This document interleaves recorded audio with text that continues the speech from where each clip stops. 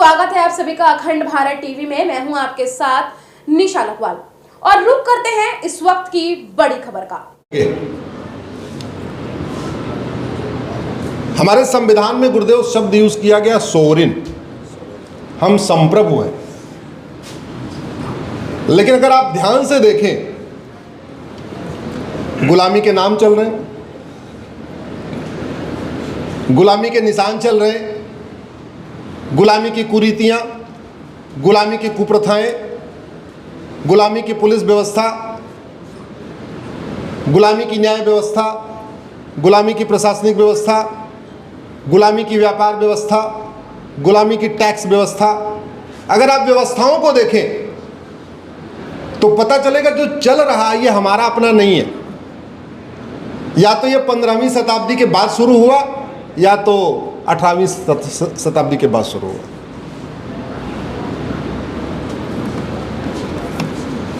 अंग्रेजों ने 1860 में इंडियन पिनल कोड बनाया, 1861 में पुलिस एक्ट बनाया, 1872 में एविडेंस एक्ट बनाया। ऐसे एक एक करके कानून बनाते चले गए।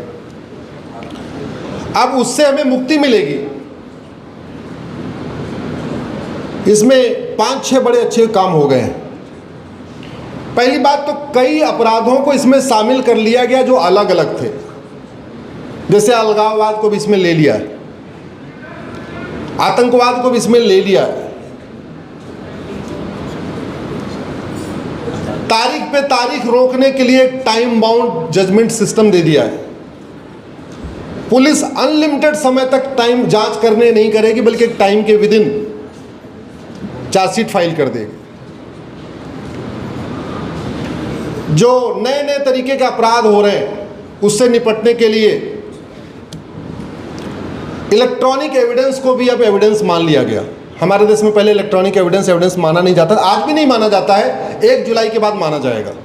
1 जुलाई के बाद आपकी व्हाट्सएप की चैटिंग, 1 जुलाई के बाद आपकी फेसबुक की चैटिंग, 1 जुलाई के बाद झूठ बोलने पे आपका टेस्ट भी किया जा सकता है। 1 जुलाई के बाद आपकी जो है नार्को का जो रिजल्ट आएगा उसको भी एविडेंस माना जा सकता है। 1 जुलाई से सब बदलने वाला है।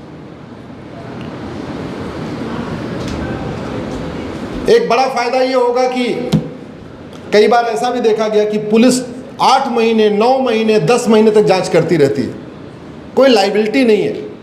तो पुलिस की लाइबिलिटी, पुलिस की अकाउंटेबिलिटी, पुलिस की रिस्पॉन्सिबिलिटी फिक्स की गई है। जजों की अकाउंटेबिलिटी फिक्स की गई है कि आप तारीख पे तारीख अनलिमिटेड नहीं देंगे, बल्कि आपको पर्टिकुलर टाइम फ्रेम में आपको काम करना है। सुनवाई पूरी करने के बाद फैसला देने के लिए भी एक टाइम फ्रेम कर दिया गया कि आपको फैसला इतने दिन में दे ही देना है। तो मेरा ये मानना है कि लोगों को न्याय मिलने में अभी काफ़ी सहूलियत हो जाएगी। सुधार और ज़रूरत है, और भी होता रहेगा, आगे भी ज़रूरत पड़ेगी। क्योंकि मेरे पास ये अमेरिका का फेडरल पिनल कोड है। अमेरिका ने बड़ा अच्छा किया, उन्होंने भ्रष्टाचार अपराध के सारे कानूनों को एक कानून में मर्ज कर दिए, चैप्टर वाइज। इसमें 150 चैप्टर है, सारे के सारे अपराध उन्होंने एक किताब में शामिल कर दिया। तो पुलिस के लिए एफआईआर लिखना आसान होता है, उसको 10 किताब नहीं खोलना, 15 किताब नहीं खोलना। आप जो कंप्लेन देंगे वो इस पे इंडेक्स पे जाएगा। चैप्टर नंबर 1 ये, चैप्टर नंबर 2 ये, चैप्टर नंबर 3, जितने अपराध उतने चैप्टर है। बैंकिंग फ्रॉड भी इसी में है, साइबर फ्रॉड भी इसी में है, मर्डर, अटेम्प्ट टू मर्डर भी इसी में है, एक्सटॉर्शन भी इसी में है, यानी घूसखोरी, कमीशनखोरी, जमाखोरी, मिलावटखोरी, कालाबाजारी, नशा तस्करी, मानव तस्करी, सोना तस्करी, अलगाववाद, कट्टरवाद, जिहाद, घुसपैठ, सब कुछ इसी एक में ही है। तो ये एफआईआर लिखना आसान होता है कि क्योंकि बेचारे जो कांस्टेबल है जिसको एफआईआर लिखना है उसको 50 की 10 किताब खोलना नहीं इधर उधर, एक ही किताब में जाएगा, इंडेक्स में जाएगा, वहीं देखता चला जाएगा। 2 चीज़ों में बदलाव की ज़रूरत है मुझे लगता है संविधान में। पहला, हमने एजुकेशन को फंडामेंटल राइट बना दिया और उसमें सब प्रावधान जोड़ दिया आर्टिकल 21A। लेकिन 2 और बड़े बदलाव की ज़रूरत है। दूसरा होना चाहिए right to health. Supreme Court कई बार कह चुका है कि right to health fundamental right है, लेकिन स्पेशली उसके लिए संविधान में कोई प्रावधान नहीं है। मुझे लगता है article 21A right to education है, तो article 21B right to health होना चाहिए और article 21C right to justice होना चाहिए। ये 2 बदलाव की ज़रूरत है। हेल्थ और जस्टिस, इसको फंडामेंटल राइट डिक्लेयर करने की जरूरत है। वैसे इनडायरेक्टली दोनों फंडामेंटल राइट है, सुप्रीम कोर्ट कई बार कह चुका है ये फंडामेंटल राइट है, बहुत सारे इस पे जजमेंट है, लेकिन बाकायदा स्पेशली नहीं हमारे संविधान में कहीं लिखा है कि right to health fundamental right है और right to justice fundamental right है। और जस्टिस भी कैसे? Justice within year, unlimited नहीं। हमारे प्राचीन जो जस्टिस सिस्टम है, आपके यहाँ तो गुरुदेव एक इसका भी कोर्स चल ही रहा है, अगर आप पहले जाएं तो देखें हमारे यहाँ देश में जस्टिस विद इन आवर होता था। छोटे मुकदमे 1 घंटे के अंदर जस्टिस विद इन आवर। थोड़ा कॉम्प्लिकेटेड केस है, जस्टिस विद इन डे, 3-4 घंटे 5 लोग बैठे हैं, सुन रहे हैं, दोनों पक्षों को सुन रहे हैं। सुबह 10 बजे पंचायत शुरू हुई तो शाम को 4-5 बजे उठते उठते जस्टिस विद इन डे हो गया। और कॉम्प्लिकेटेड केस था तो जस्टिस विद इन वीक, सोमवार को भी बैठे, मंगलवार को भी बैठे, बुधवार को बैठे, ज्यादा से ज्यादा 4-5 दिन बैठे और फैसला हो गया। मुझे आचार्य चाणक्य तक और इवन छत्रपति शिवाजी महाराज का जो जस्टिस सिस्टम था, वहां तक कभी मुझे जस्टिस विद इन मंथ नहीं दिखाई पड़ा कि किसी मुकदमे की सुनवाई 1 महीने तक चली, ऐसा मुझे नहीं है। अगर आप लोगों को कोई ध्यान में हो, कोई केस ऐसा चाणक्य तक हुआ हो तो मुझे नहीं आइडिया है, लेकिन मुझे ऐसा केस दिखाई नहीं पड़ा। 1-2 केस हुए हैं जो 1 आध महीने चले हैं, वो भी छत्रपति शिवाजी महाराज के समय में, उसका एक उल्लेख आता है। लेकिन हमारे देश में कभी जस्टिस विद इन ईयर नहीं होता था, यानी जस्टिस विद इन आवर होता था, जस्टिस विद इन डे होता था, जस्टिस विद इन वीक होता था, और मैक्सिमम एक्सट्रीम कंडीशन में जस्टिस विद इन मंथ होता था। और आज की डेट में जस्टिस विद इन डिकेड होता है, तब भी नहीं हो रहा। जौनपुर में सर एक केस चल रहा है 10 बीघे जमीन का, 1985 में शुरू हुआ, 2024 कंप्लीट हो गया, 39 साल पूरे हो गए, 40वां साल शुरू हो चुका है। 10 बीघे जमीन में केवल ये सिर्फ प्रूव होना है कि किसकी वसीयत असली है। एक ऐसे मिश्रा जी थे, उनके बच्चे नहीं थे, तो 2 लोगों ने उनकी वसीयत कराई। बस ये डिसाइड होना है किसकी वसीयत असली है, किसकी वसीयत नकली है। और ये केस अभी सबसे लोअर लेवल पे चल रहा है, चकबंदी अधिकारी उसको बोलते हैं, सीओ बोलते हैं उसको। जो लोग यूपी बिहार के होंगे उनको ये टर्म ध्यान होगा, उसको कंसोलिडेशन ऑफिसर कहते हैं, चकबंदी अधिकारी। उसके बाद वहां से अगर वो जीत जाए, 40 साल पूरे हो चुके हैं, तो अपील होगी एसओसी के यहाँ, वहां से जीत जाएगा, अपील होगी डीडीसी के यहाँ, वहां से जीत जाएगा, अपील होगी हाई कोर्ट में, नहीं चकबंदी कमिश्नर के यहाँ, वहां से जीतने के बाद अपील होगी हाई कोर्ट में, वहां से अपील होने के बाद अपील होगी सुप्रीम कोर्ट में। 40 साल हो चुका है, सबसे बॉटम लेवल पे है। अभी इसके बाद एसओसी, डीडीसी, चकबंदी commissioner, high court, supreme court. और जानते हैं क्यों? क्योंकि हमने झूठ के खिलाफ कानून नहीं बनाया। भारत में झूठ बोलना पाप तो है, झूठ बोलना अपराध नहीं है, और सारी समस्या का मूल कारण यही है। झूठों के झूठ कम करने के लिए भी योग को बढ़ाना जरूरी है। जनरली योगी आदमी झूठ नहीं बोलता, कम बोलता है, बहुत एक्सट्रीम कंडीशन में। योगी आदमी झूठ बोलता है किसी की जान बचाने के लिए, किसी की जान लेने के लिए नहीं झूठ बोलता।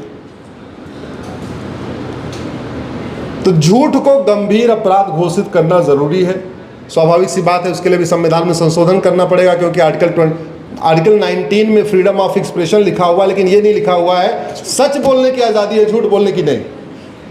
हमारे देश में फ्रीडम, झूठ बोलना भी फ्रीडम ऑफ एक्सप्रेशन हो चुका है, और नतीजा ये है, कितनी बार हमने देखा प्रेस कॉन्फ्रेंस करके झूठ बोला जाता है। सामान्यतः 50% प्रेस कॉन्फ्रेंस में झूठी बोला जाता है, भाषणों में झूठ बोला जाता है, बाकी तो छोड़िए, जज के सामने झूठ बोला जाता है, एफिडेविट दे के झूठ बोला जाता है। केवल एक कानून बन जाए कि झूठ बोलने पे 10 से 20 साल सजा होगी, ये कानून बनते ही झूठी शिकायतें बंद हो जाएंगी, झूठा एफआईआर बंद हो जाएगा, झूठी जांच बंद हो जाएगी, झूठा हलफनामा बंद हो जाएगा, झूठी गवाही बंद हो जाएगी। जैसे आपने कहा झूठ बोलने पे 10 से 20 साल सजा होगी, फादर भी बेटे के लिए गवाही, झूठी गवाही नहीं देगा। सोचेगा भैया ये बेटा तो फंसा, हम भी फंस जाएंगे, इसलिए कम से कम एक ही फंसने दो, दूसरा ना फंसे। भारत में न्यायिक व्यवस्था में एकदम अमूल चूल परिवर्तन हो जाएगा अगर हमने झूठ को गंभीर अपराध बना दिया और दुनिया के कई देशों में झूठ बोलना गंभीर अपराध है। हमारे देश में जो सबसे बड़ा रिफॉर्म की ज़रूरत है, इसलिए मुझे पूरा विश्वास है आने वाले टाइम में झूठ को भी गंभीर अपराध घोषित किया जाएगा। क्योंकि आज की डेट में 5 करोड़ मुकदमे गुरुदेव district court, high court, supreme court में चल रहे हैं। एक केस से अगर एक परिवार परेशान है तो अमूमन एक परिवार में 6 आदमी मान के चलिए, माता पिता, पति पत्नी और 2 बच्चे, तो 30 करोड़ लोग मुकदमों से टेंशन में। 30 करोड़, 5 करोड़ परिवार मतलब 30 को, ऐसा थोड़ी जो तारीख पे तारीख जाता है उसी को टेंशन है। भाई पत्नी को भी टेंशन होती है, बच्चों को भी टेंशन होती है, माता पिता को भी टेंशन होती है। तो ये right to health, right to education, right to justice, इस पे बहुत काम करने की ज़रूरत है। और जुडिशल रिफॉर्म के लिए सबसे आवश्यक यही है कि झूठ को गंभीर अपराध घोषित कर दिया जाए और जस्टिस विद इन ईयर लागू कर दिया जाए। जस्टिस विद इन ईयर लागू करने के लिए 4-5 बदलाव करना पड़ेगा। सबसे पहले तो 1 नेशन 1 पुलिस कोड लागू करना पड़ेगा। पुलिस हमारी चूँकि राज्यों के अधीन है, इसलिए वो स्वतंत्र निष्पक्ष होकर काम नहीं करती है, इंडिपेंडेंट होकर काम नहीं करती है। तो एक 1 नेशन 1 पुलिस कोड लागू करना पड़ेगा, लेकिन उसमें भी संविधान में संशोधन करना पड़ेगा। अभी पुलिस क्या है, वो स्टेट सब्जेक्ट बना हुआ है। 1 नेशन 1 जुडिशियल कोड लागू करना पड़ेगा, उसमें भी संविधान में संशोधन करना पड़ेगा। 1 नेशन 1 एविडेंस कोड लागू करना पड़ेगा, झूठ को गंभीर अपराध घोषित करना पड़ेगा, तो आर्टिकल 19 और आर्टिकल 20 को बदलना पड़ेगा। इतना हो जाए, लोगों के जीवन में बहुत आराम आ जाएगा, लोगों की जीवन में खुशहाली बढ़ जाएगी। और हम जिस राम राज्य की स्थापना की सोच रहे हैं और हम जो राम राज्य की बात करते हैं, उसमें 3 महत्वपूर्ण चीज़ों में हमें बदलाव करना पड़ेगा: एजुकेशन, हेल्थ और judiciary. Right to education, right to health और राइट टू जस्टिस, इन 3 पे हमें बहुत काम करने की ज़रूरत है। राइट टू एजुकेशन पे भी काम शुरू हो चुका है, राइट टू हेल्थ पे भी काम शुरू हो चुका है, राइट टू जस्टिस पे भी काम शुरू हो चुका है। 1 जुलाई से आपकी 3 कानून लागू होने जा रहे हैं, लेकिन बहुत कुछ अभी इसमें और करने की ज़रूरत है और हमें पूरा विश्वास है कि आने वाले टाइम में इसमें बदलाव होगा। बहुत बहुत आभार, बहुत बहुत धन्यवाद।